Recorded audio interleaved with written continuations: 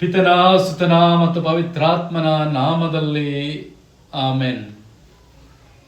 ಪ್ರೀತಿಯ ಸರ್ವ ಜನರೇ, ವಿಶೇಷವಾಗಿ ನಿಮಗೆಲ್ಲರಿಗೂ ಒಂದು ವರ್ಷದಲ್ಲಿ ಬೈಬಲ್ ಈ ಸಂಚಿಕೆಗೆ ಸ್ವಾಗತ.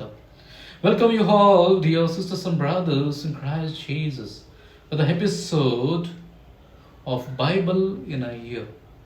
Today we will be reflecting on the book of Genesis, chapters 45-46, book of Job, chapters 37-38, and book of Proverbs, chapter 4, verses 20-29. Yes, my dear friends, coming back to the context in the book of Genesis, chapter 45 and 46, we see in this book, Joseph reveals his identity to his brothers and he forgives them of their mistake, that is sin, selling Joseph to the slavery in Egypt. And 46, we see the story of Jacob and his family.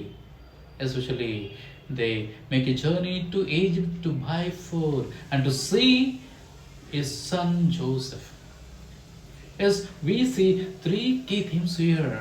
The first theme is Joseph's forgiveness, and here Joseph becomes soft-hearted or kind-hearted towards his brothers, and not even remembering their sin or mistake done against him. He forgives them wholeheartedly and becomes one with them. Especially, secondly, we see family reconciliation, and we see the reunion of Joseph and the brothers, the whole family. They reunited in faith and in deed and in word.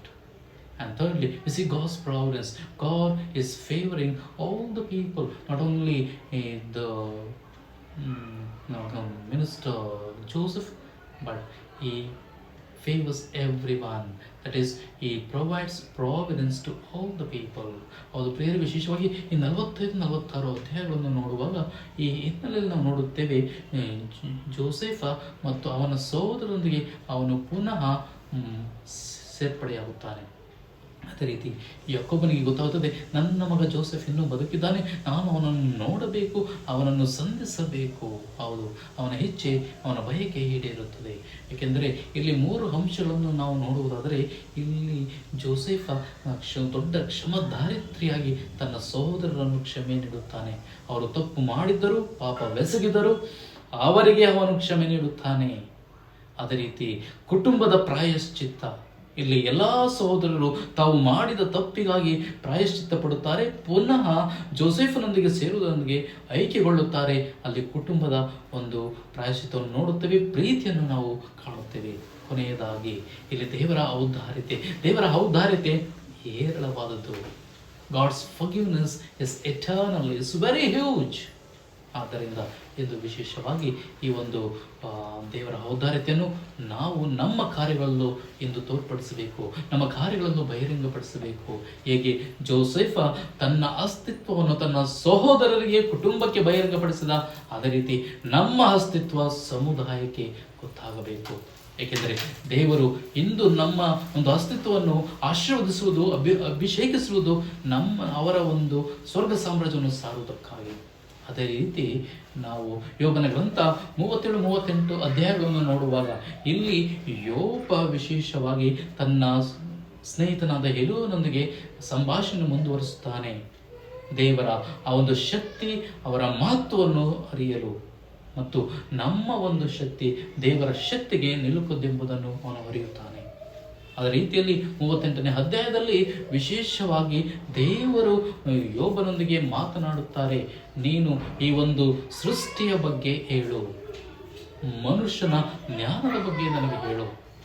ಹೌದು, S, here we see in this book of Job, especially in the chapters 37-38, we see the power of God and majesty of God. And in the chapter 38, God speaks to Job and challenges him to answer questions about the creation. and governance of the world. Yes, you see, God's power and majesty is eternal, never ending. And we also see the limits of human understanding. Human knowledge is limited than God's knowledge. God's knowledge is beyond boundaries, cannot measure, immeasurable. And there is a call to humanity. This very passage calls Job's to humanity, recognizing limitations of the humans. ಹೌದು, ನಮ್ಮ ಎಲ್ಲ ಸಾಧ್ಯತೆಗಳು ಬಾಧ್ಯತೆಗಳು ಎಲ್ಲವನ್ನು ತಿಳಿದುಕೊಂಡು ನಾವು ಜ್ಞಾನಿಗಳಾಗಿ ದೇವರ ಒಂದು ಮಹತ್ವವನ್ನು, ಔದಾರ್ಯತೆಯನ್ನು ಹಾಗೂ ಅವರೆಲ್ಲ ಶಕ್ತಿಯನ್ನು ಅರಿಯಬೇಕು.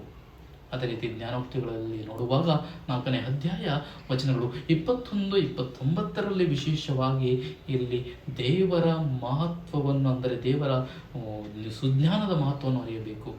ಎಷ್ಟೋ ಬಾರಿ ನಾವು ಅವಿವೇಕಿಗಳಿಗೆ ನಾವು ಕಿವಿಗೊಟ್ಟಿದ್ದೇವೆ, ಆದರೆ ಸುಜ್ಞಾನಿಗಳಿಗೆ ಕಿವಿಗೊಟ್ಟಿಲ್ಲ, ದೇವರ ಮಾತಿಗೆ ಕಿವಿಗೊಟ್ಟಿಲ್ಲ. ಎಂದು ದೇವರ ಪಥದಲ್ಲಿ ನಡೆಯಬೇಕು. We should know the value of wisdom, especially the wisdom of God. We should know the path of righteousness and call to vigilance. ಜಾಗರೂಕತೆಯ ಜೀವನಕ್ಕೆ ದೇವರು ನಮ್ಮನ್ನು ಕರೆದಿದ್ದಾರೆ. ಎಸ್, ಆದ್ದರಿಂದ ಇಂದು ವಿಶೇಷವಾಗಿ ನಾವು ಜಾಗರೂಕರಾಗಿ, ದೇವರಲ್ಲಿ ಸುಜ್ಞಾನಿಗಳಾಗಿ, ದೇವರ ಪಥದಲ್ಲಿ ನಡೆದು, ದೇವರನ್ನು ಆಶ್ರಯಿಸಿ, ಇತರರಿಗೆ ಆಶ್ರಯ ಕೊಟ್ಟು, ಇತರರಿಗೆ ನಮ್ಮ ಜ್ಞಾನವನ್ನು, ದೇವರ ದಯೆ ಜ್ಞಾನವನ್ನು ಹಂಚಿ ಬಾಳಬೇಕು. ಅದಕ್ಕಾಗಿ ಇಂದಿನ ಸಂಚಿಕೆಯಲ್ಲಿ ಪ್ರಾರ್ಥಿಸೋಣ.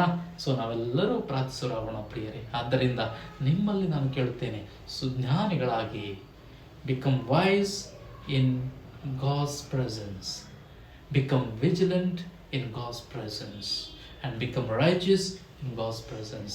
ಸುಜ್ಞಾನಿಗಳಾಗಿ ದೇವರ ಮಾತುವನ್ನು ಅರಿತು, ವಿಶೇಷವಾಗಿ ಜಾಗರೂಕರಾಗಿ ದೇವರ ಪ್ರಸನ್ನತೆಯಲ್ಲಿ ಬಾಳೋಣ. ಪಿತನ, ಸುತನ ಮತ್ತು ಪವಿತ್ರಾತ್ಮನ ನಾಮದಲ್ಲಿ ಆಮೆನ್.